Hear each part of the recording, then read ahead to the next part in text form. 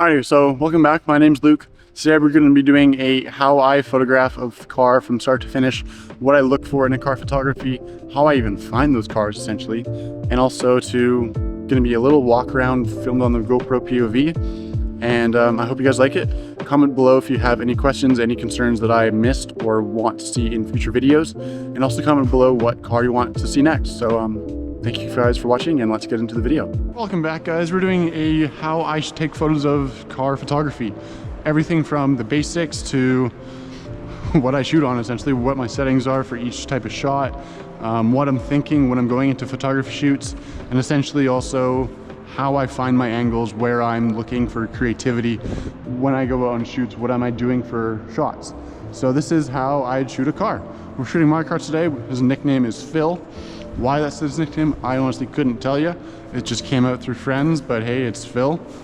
Right now we're gonna keep the lights off for now. Actually, we'll put them on for now. Screw it. We'll kill our battery. So first things first, whenever you get to a car shoot,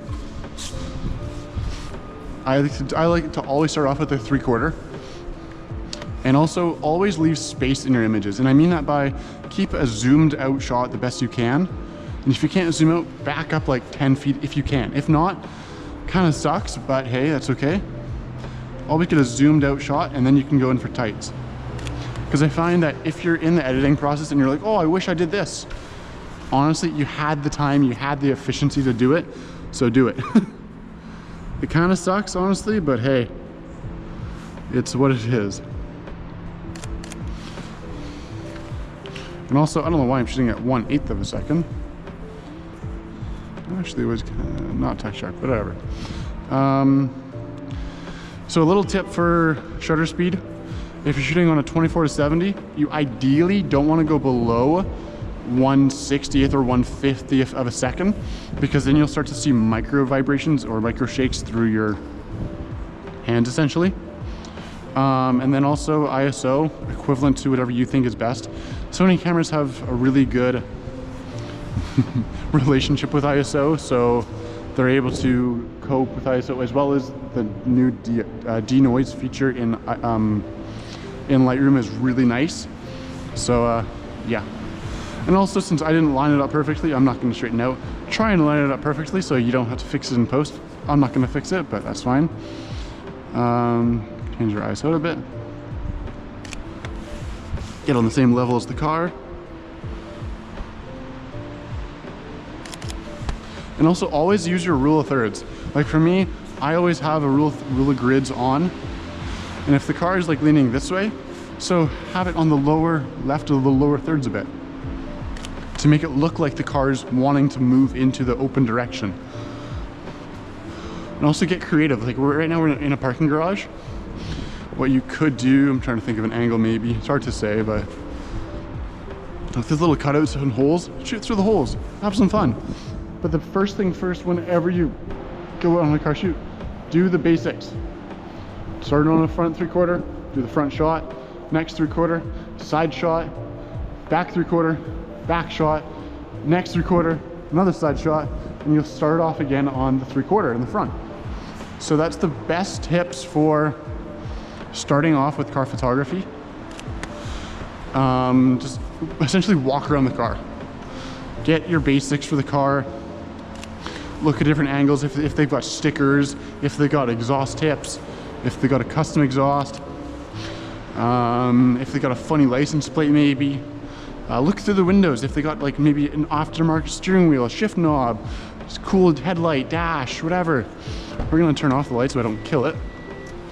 But have fun with it, honestly. And then once that second round's done, go for the detail shots.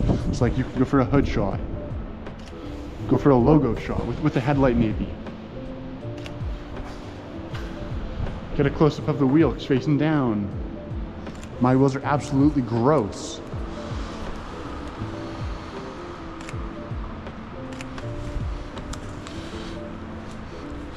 Maybe get another wheel shot. And then get a back panel shot.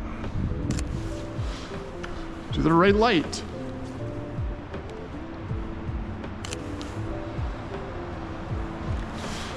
Get a back shot.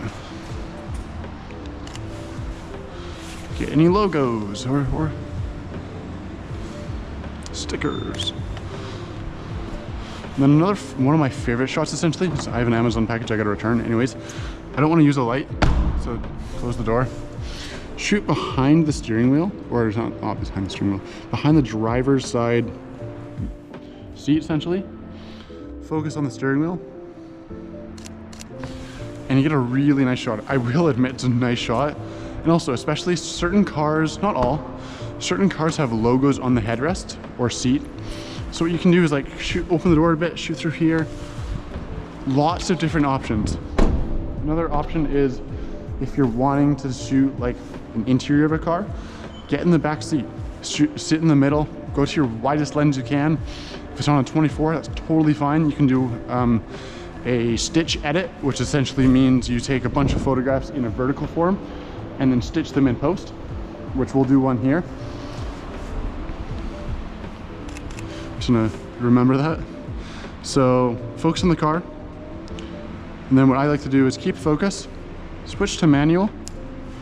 So now you don't have to worry about focus. Take a photo, left, keep going, but make sure you always have a little bit of the car in each shot. And make sure to keep it straight. It will help in post to fix that. Like in Lightroom you can do that, but just a little tip. We're pretty much good for this. Car's not the greatest, and it's only in one location. Typically if you want to go to multiple locations you can. But I'll show you like what type of creative shots you can get. Like since it's wet road right now, you can get like a reflection shot, kind of. Zoom in as much as you can. There we go. We'll use the hole here for a shot maybe. Yeah, it's kind of cool. We'll go full wide. Change our white balance a little bit. Beautiful. And also always, honestly, always shoot RAW. If you want to shoot JPEG, I'm sorry, please switch to RAW.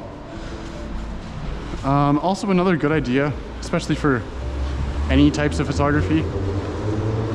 That was a good exhaust. Shoot essentially all what you can of B-roll. So like right now we're at White Rock essentially. Take a wide shot. Oh, that's a weird white balance.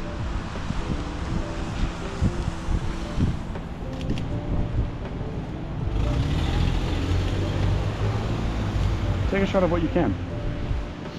Like take B-roll shots essentially. Like if you're like, oh, that's a cool angle of a building, take a shot of it. Include it in the final description or video or post. Because what you can also do is add that into like graphic designs of what I've done before. Like I'll show you some graphic designs here. But yeah, essentially just like create some B-roll shots where you can get creative angles for. A really fun creative angle that I've been loving recently. I'll do it on the other wheel because the logo is like straight and perfect. Is coming to a wheel shot. Typically go on a front angle or a back angle. Typically I go wherever the caliper is. And this point is right here. So I'd like to probably shoot on this side. Since my calipers are not in any color, does not matter to me. Get really low. Change our exposure, change our white balance a bit. Focus on the center hub of the wheel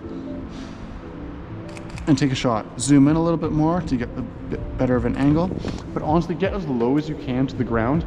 It looks like a really nice shot, especially, and also you can do that all around the car if you want. Like come up to here, get a shot of the hood. A lot of shots I've seen for graphic designs for backgrounds is with the taillights on and maybe the logo here. Shoot like a sideways up angle so you can like help, I don't know, change that in the graphic design. But yeah, that's essentially everything I look for in a car shoot when I'm doing a car shoot, from start to finish. how I approach a car, how I look for different details, what I look for, and then also ask the owner. If you're unsure, ask. And also, one more important tip. I'm in another video on the difference between an A7IV versus DJI Pocket 3. I said in that video that if you didn't get it right in the first clip, do it again. Do it again. Even if you think you've gotten it right, do it one more time. Honestly, it does not help or does not hurt. It does not hurt. So essentially, if you're in the editing phase at home and you're like, oh, that wasn't a straight shot, and you realize, oh, I should have fixed it, do it, fix it. Do the best you can. Essentially, like right here, there's a little white line, which essentially is for lens hoods. Line that up the best you can with the middle part of the logo of the car, and that's honestly the best you can do. Like, yes, you can fix slight things in post with like not even collaborations, it's with calibrations. It's honestly difficult and it distorts the image. I wouldn't recommend it unless it's like a worst case scenario, but yeah. So I appreciate you watching this video. I'll probably do an intro now for this video and an outro, but I really appreciate you guys watching this video to the end. Comment below what kind of car you guys want to see photographed next. I'm gonna try and post a lot more of YouTube videos now, essentially with this GoPro here and shooting on the A7IV.